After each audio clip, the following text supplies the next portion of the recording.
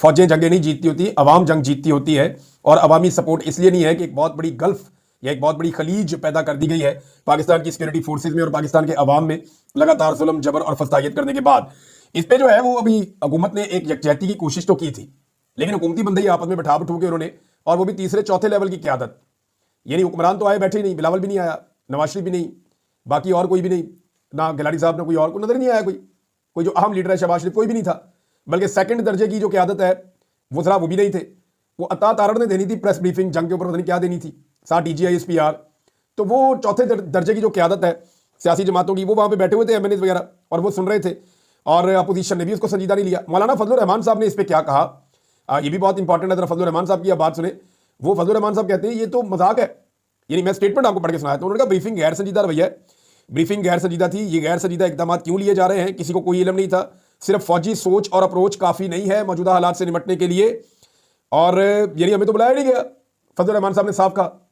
तो आप अंदाजा करें कि किस लेवल की इस हुकूमत की गैर संजीदगी है कि कौमी यकजहती की कॉन्फ्रेंस सिर्फ इसलिए बुलाई कि इसमें भी हम पाकिस्तान तहरीक इंसाफ को गंदा कर लें, बाकी अपोजिशन कोई नहीं आई। यहां पे कुछ जर्नलिस्ट है वो रिपोर्ट कर रहे थे और उन्होंने कहा जी कोई भी नहीं आया।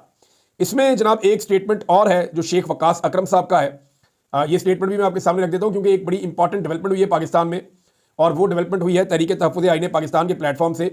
कुछ बड़े अहम मुतालबात अब सामने रखे गए हैं जिनकी बुनियाद पर अब तहरीक चलने जा रही है। लेकिन शेख वकास अकरम साहब का स्टेटमेंट है कि इमरान खान को इस वक्त जेल में रखना कौमी नुकसान है और आप इसके मुजरिम हैं। फार्म 47 की हुकूमत के लंगड़े लूले ज़ईफ बयानात से भारत को कोई फर्क नहीं पड़ा। अडियाला जेल में बैठे इमरान खान के एक ट्वीट से इंडिया कांप गया और इनको इमरान खान का ट्विटर अकाउंट बंद करना पड़ा। देखें, इमरान खान की ट्वीट जो है ना वो नरेंद्र मोदी की ट्वीट से थोड़ा सा फर्क है उनका, दुनिया के अंदर जो फैलाव है इंफॉर्मेशन का। पाकिस्तान में कोई दूसरा आदमी नहीं है जो नरेंद्र मोदी की ट्वीट का मुकाबला कर सके इमरान खान के अलावा। मैं चैलेंज करता हूं जनरल आसिम मुनीर ट्वीट करके देख लें, या ISPR के अकाउंट से जनरल आसिम मुनीर ट्वीट करके देख लें, उसकी रीच किसी सूरत भी नरेंद्र मोदी की रीच के करीब क्या उसके 5 गुना पीछे भी नहीं पहुंचेगी। लेकिन इमरान खान ट्वीट करके देखें तो वो नरेंद्र मोदी को क्रॉस कर सकते हैं।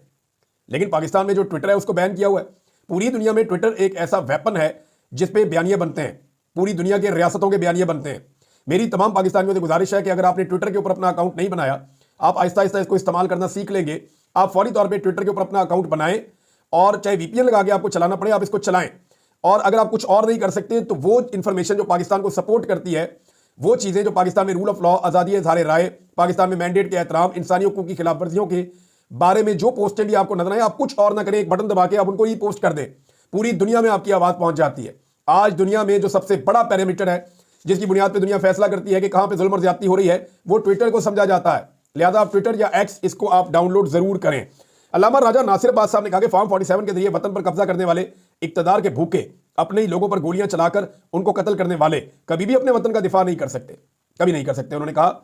और साथ ही अल्लामा साहब ने कहा कि पाकिस्तान का बच्चा बच्चा जानता है कि इलेक्शन हारे हुए हैं, ये किस हैसियत में इक्तदार की कुर्सी पर बैठे हैं, ये फार्म 47 वाले झूठे हैं, ये कभी सच नहीं बोलेंगे। मुल्क अपनी तारीख के बदतरीन दौर से गुजर रहा है। 8 फरवरी को अवाम ने बड़े मुश्किल हालात में पाकिस्तान तहरीक इंसाफ को वोट डालकर इनके खतरनाक मंसूबे को नाकाम बनाकर उन्हें रुसवा किया। तहरीक इंसाफ को सबसे ज्यादा वोट पंजाब में मिले। नाज़रीन, एक और चीज है, आप अंदाजा करें कि इस वक्त भारत में अपोजिशन और हुकूमत इकट्ठी हो रही है और वो पाकिस्तान के खिलाफ जो है वो कार्रवाई करने का सोच रहे हैं। भारत जारहाना है और वो बहुत ताकतवर भी है, बड़ा मुल्क भी है, पैसा भी ज्यादा उनके पास, उनके वसाइल भी ज्यादा है। इसके बावजूद वो कौमी यकजहती को फरोग दे रहे हैं, वो इकट्ठे हो रहे हैं। उनका अपोजिशन राहुल गांधी, मोदी, वो इकट्ठे बैठते हैं और वो ऑल पार्टीज कॉन्फ्रेंस भी बुलाते हैं। जबकि पाकिस्तान जिसको जारहियत का सामना है, जिसका पानी रोक दिया गया है, वहां अपोजिशन लीडर प्रेस कॉन्फ्रेंस करता है, सुनाई नहीं जाती। वहां पे अपोजिशन बात करती है, सुनाई नहीं जाती। जो अपोजिशन का सबसे बड़ा रहनुमा है, जिसकी सबसे ज्यादा अक्सरियत है पाकिस्तान में, उसको जेल में उसके लोगों से मिलने नहीं दिया जाता। और उमर अयूब साहब जब कौमी असेंबली में खड़े होकर तकरीर करते हैं, उन्होंने कहा जी पिछले साल एक बरामूस मिसाइल पाकिस्तान में आकर गिरा। वो आपको खबर याद होगी ना, एक मिसाइल आया था वो पाकिस्तान में आकर गिरा था जिस पर रोला पड़ गया था। DGI SPR ने